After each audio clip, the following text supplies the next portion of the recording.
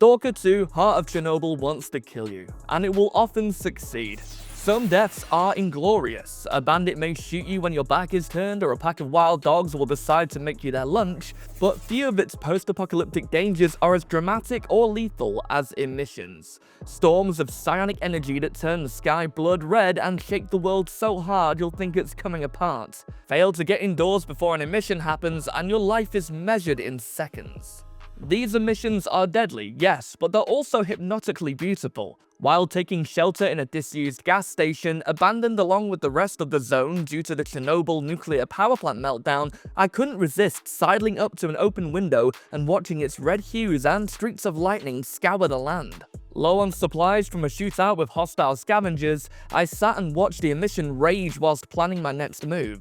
In moments like this, and there are many others, Stalker 2's atmosphere is incomparable. But it's a shame, a sincere, heartbreaking shame, that bugs and technical issues shatter that immersion at every turn, making this the best but most broken game I've played all year.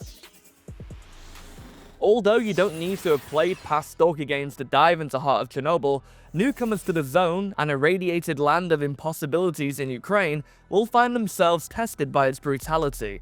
That goes double for protagonist Skift, whose first foray into the zone results in him being ambushed and left for dead. Though your ultimate goal is to bring justice to Skift's attackers and uncover the zone's secrets, merely surviving is a much more pressing concern.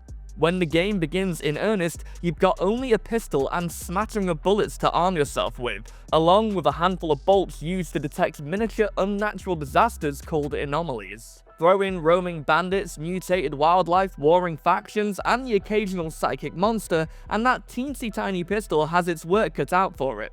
As for Skift, he'll die in just a couple of gunshots, needs to eat semi-regularly, and can have his poor brain scrambled by said psychic horrors. In an example that's almost poetic, if you strictly follow the dirt trail that leads to the game's first town, Zalicia, you'll walk off a sudden ledge and die. This vulnerability makes combat tense and nerdy. Fighting against humans means constantly two-stepping in and out of cover, hastily trying to line up headshots with one eye glued to your health bar to watch out for bleeding wounds. But for the most part, rival stalkers and bandits are just as squishy as you. Earlier in the game, this leads to some darkly satisfying shootouts that conclude in seconds. Even after 30 hours, I'm still grinning at the memory of killing 4 bandits with a cheap pistol before any of them had the chance to shoot back. Later on, when everyone's toting fancy armor and military-grade guns, shootouts tend to last a little longer. The outcome's determined by clever maneuvering instead of whoever has the quickest draw. But they remain brutally difficult, and you'll often survive an encounter wondering how you're still standing. It's a breathless throughline that makes Stalker's gunfights best in class, but battling mutants is a lot less fun. Fending off their melee attacks is a limp game of whack-a-mole, as smaller enemies like feral dogs will often clip through your legs and run away after attacking. Facing off against tentacled bloodsuckers should be more exciting, but in reality they just soak up more bullets and turn invisible between swipes. It's painfully dated and lacks any of the texture that defines Stalker's hectic shootouts.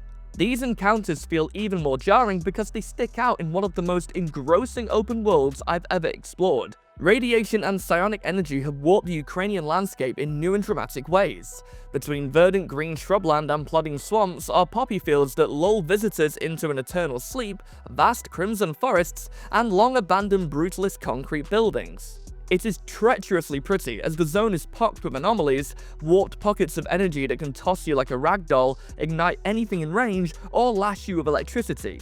Just as your Geiger counter will crackle into life when radiation levels are high, a second device will beep when an anomaly is near.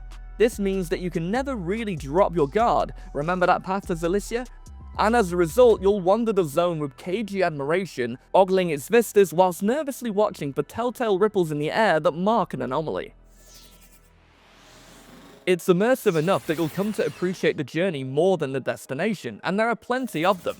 Between Stalker 2's main quest, you can find side quests both on your travels and within settlements, where fellow stalkers may ask you for your help or bartenders have generic bounty work to offer. There's a practical element to taking optional missions: money. The zone's digital currency, coupons, are hard to come by but essential for staying topped up with high quality ammo and gear upgrades. At one point, I thought I'd accumulated plenty of ammo, medicine, and food to reach the credits with, but when better armored enemies and tougher mutants start appearing more frequently, I burned through it all and realized that cheaper ammo, which I still had plenty of, no longer did its job as effectively. This leads to a wonderful balance where you'll probably want to take a few odd jobs every time you find a new town. That's partly to make sure you've got money to pay for more supplies and repair gear that degrades a little too quickly, but also because many of the optional missions are fantastic. One of my favourite moments in the game involved helping to save a town I'd grown fond of, arriving just in time to help fend off their attackers in a desperate shootout, before pitching in with its residents to prepare for the next wave. Despite having all the gravitas of a main story mission, it was entirely optional. Just as much can be said for smaller jobs like killing nearby thieves or retrieving valuables, which are good excuses to explore corners of the zone you may otherwise walk past. However, the real drama comes from Stalker 2's ludicrously ambitious main quest. Numerous factions war over the region's future, and you'll need to determine how that goes across a branching story. The Ward are a bunch of militarized fascists who want to rid the world of the zone for good, while S.T.A.L.K.E.R, a less organized gaggle of stalkers, have come to almost revere the zone and fight to preserve it.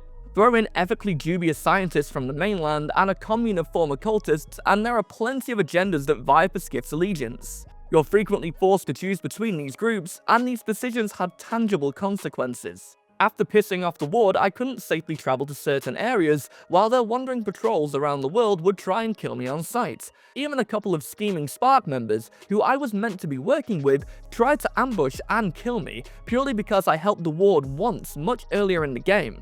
Stalker 2 does a fantastic job at recognizing your choices and branching the main quest around them, with the zone itself feeling livelier for its factions' constant back and forth.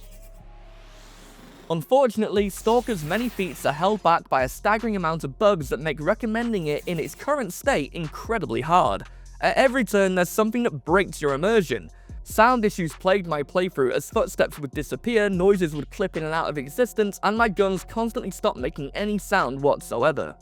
Bodies and loose clutter often clip noisily around buildings, killing any tension you're meant to feel. Enemies would teleport around shootouts or freeze upright and wait for me to shoot them, sometimes spawning beneath the earth or within inaccessible buildings. The latter issue broke several quests for me, as tasks to kill everything in an area were impossible to finish and required frequent reloads to try and work around. Issues with AI became more prominent the further into Stalker I got, as many enemies seemingly forgot they were meant to be killing me. These bugs also make it hard to tell when something is working. Is there still a killable enemy I haven't found for this quest, or has Mr. Stalker decided to become one with the concrete wall again? Likewise, AI detection fluctuates between hawkish vigilance and willful ignorance, which makes relying on stealth pointless. As someone who adores the original Stalker trilogy, jank and instability are issues I'm all too familiar with, but Stalker 2, in its current state, has too much baggage to overlook. It's worth noting that there is a day 1 patch in the works, so some of these issues may already be fixed by launch, but given that I can only make a recommendation based on the game I have, it's hard to suggest anyone wades into the zone without knowing what they're in for. Even with these bugs, Stalker 2 is the most hardcore survival shooter I've played, and few settings can live up to the zone's beauty or bleakness. But if waiting out emission storms has taught me anything, it's that patience is a virtue. Give Stalker 2 some time to get its anomalies in order, and you'll get to experience this gem without having to work so hard for it to be a blast. We give Stalker 2 Heart of Chernobyl 3 stars out of 5. Will you be playing this one? Are you a newcomer or a returning fan? Let us know in the comments, and stick with GamesRadar for the latest reviews, news, and more.